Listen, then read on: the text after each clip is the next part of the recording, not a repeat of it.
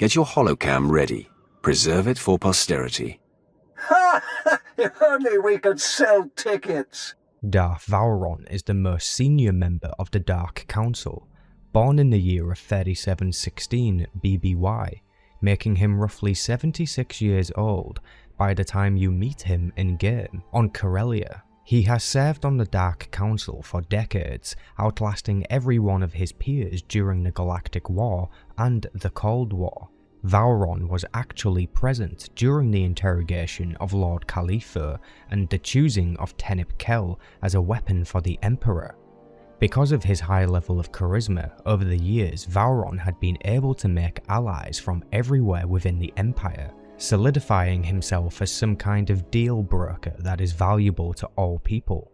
With his own position on the Dark Council, he was able to manipulate other members into losing their seats while helping others become their replacement. His own sphere of dominion was the sphere of production and logistics, likely due to his savvy and specific vocabulary.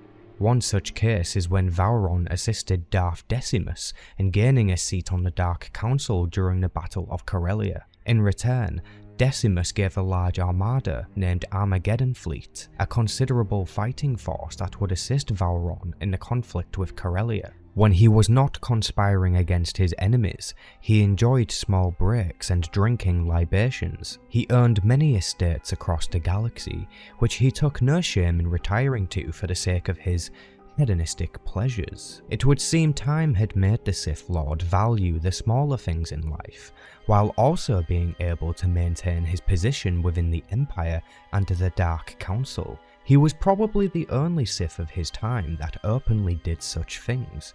Others might see it as a weakness, or a complete waste of time.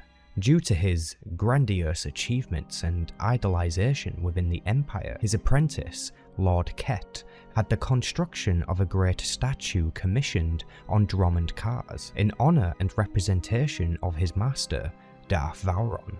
Unfortunately, the slaves sent to build the statues started an uprising, allowing other Sith Lords to swoop in and claim power, in return for clean water and food for the builders. The construction remains incomplete, and ever since has been known as the unfinished Colossus. While Vowrawn had many who worshipped him and held him in high esteem, he also, like many other Sith, did indeed have a rival, and this rival's name was Darth Baras. These two Sith Lords seemingly never saw eye to eye, and their rivalry began and escalated with a Sith warrior who was the former apprentice of Baras. While Darth Baras sought to claim himself as the Emperor's new voice, Vowrawn was busy with conflict on Corellia. Not too long after securing a fleet from Darth Decimus, his rival Darth Baras was able to redirect the fleet to the world of Hoth, where it would be useless to Vowrawn, a direct attack that undermines Vowrawn's plans and reputation. Given his refusal to accept Darth Baras as the new voice, his rival decides to send assassins to kill him.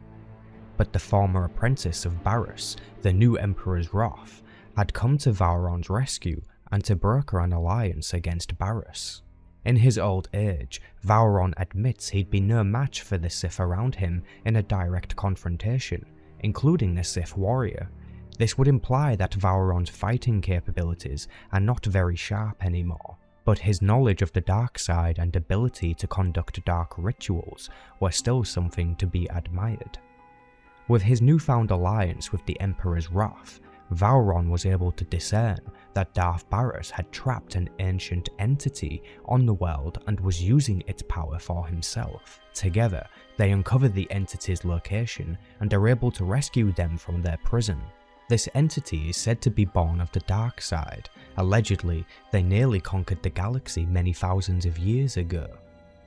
Exactly who this entity is very unclear. It's one of the loose ends in the game. They kinda just vanish and you never hear anything again. As it would turn out, Baras was able to see everything that had happened through the entity's eyes, so seeing his most valuable asset be freed must have left him overwhelmed with rage. With his rival pushed to the brink, Baras summons the Dark Council to officially acknowledge him as the Emperor's voice. but Vowrawn and the Emperor's wrath interrupt the meeting. With no Dark Council members wanting to provoke the Emperor, they decide it is best to have the so-called voice fight the so-called wrath, and whoever lives speaks the truth. This would spell the end for Baras, as he is losing to his opponent. Vowrawn mocks him from the sidelines. Once Baras is killed or arrested, Vowrawn will speak on behalf of the Council and acknowledge the wrath officially. But the drama in the Dark Council chambers had just begun. Shortly after Baras's demise, Darth Vowrawn found himself on the receiving end of a thrashing. Vowrawn himself was present to see his downfall and his replacement. After this, Vowrawn was included in deliberations for choosing a successor of Darth Hadra. However, after the two nominated Sith Lords face off and one dies, the choice becomes clear. But then immediately after, the other Sith Lord was killed, so a third nominee was handpicked by the Emperor himself, and their name was Darth Acina. This is actually in reference to the story of Annihilation, which is the Theron Shan novel. Vowrawn would not appear again for many years.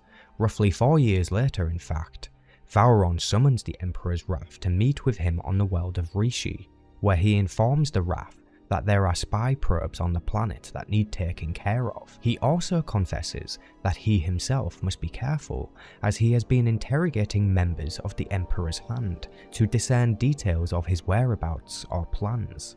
At that moment in time, the Empire was under the impression a Jedi Knight had killed the Emperor on Dromund Kars, but Vowrawn wanted to find out the truth, so he interrogated members of the Emperor's Hand, which has drawn attention to him. Once again, we do not see Vowrawn for many years after this. Another 6 years later is when the Eternal Raids begin, and the Empire and Republic were forced to submit to the Eternal Fleet. Vowrawn was one of the only surviving Dark Council members in the next few years because of the conflict. He was personally sent to offer tribute to their new galactic authority, but when the Outlander and Alliance got involved, the tides of war began to change and all factions were able to start recovering and push back.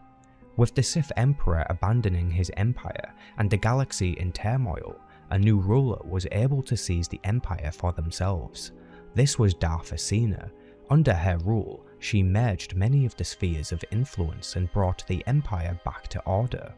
It's likely that Vowrawn did not want this position and or helped Darth Acina to attain it. Over the next many years, Darth Vowrawn serves under Empress Acina and helps to see her plans fulfilled.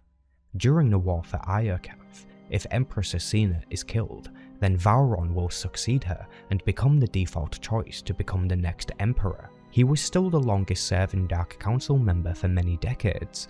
His seniority was unquestionable. If Acina does not die, then of course Vowrawn will remain under her rule.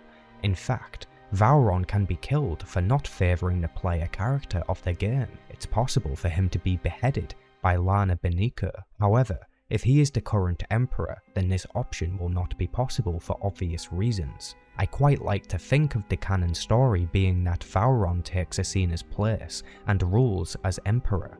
It feels right for him to take that role, when the player characters can't do it yet. Vowrawn appears again to help with the arrest of Malgus if he is the current Emperor. Otherwise, Acina will show up instead. One thing is for sure, if you let Vowrawn be killed, then that is everyone from the old Dark Council dead and gone, barring Acina. A total new era for the Sith. I do wonder though, if you let him live and rule as Emperor, does he get the statue finished? He should.